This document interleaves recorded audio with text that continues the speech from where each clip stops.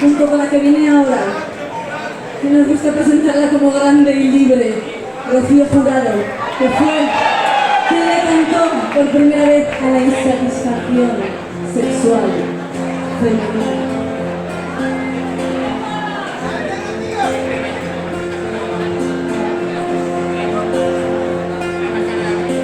Lo siento, mi amor, pero hoy quiero convertir.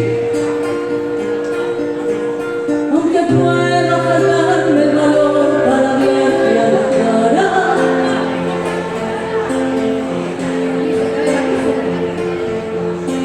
lo siento, mi amor, pero ya me cansé de fingir. Y prefiero acabar de una vez para siempre esta farsa. Lo siento, mi amor, lo siento, mi amor, lo siento, mi amor.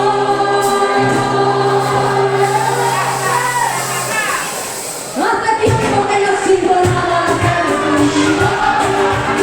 El tiempo no tiene ganas de verte entendido.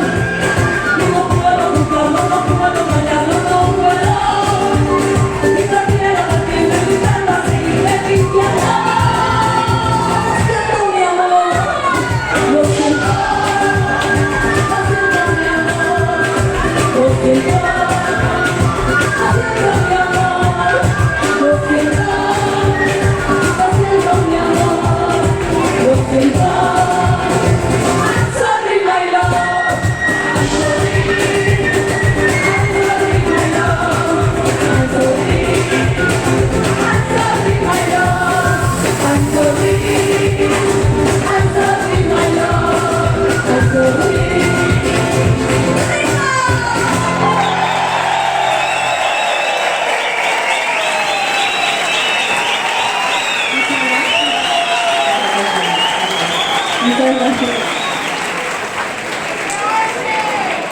Gracias por venir a esta celebración de la democracia. Habrá que decir también como el abuelo, una a la mierda cuando haga falta, porque hay muchas cosas que también nos faltan y no por celebrar tenemos que dejar de mirarlas. Así que vamos con Me dicen que no quieres. ¡Grande el abuelo!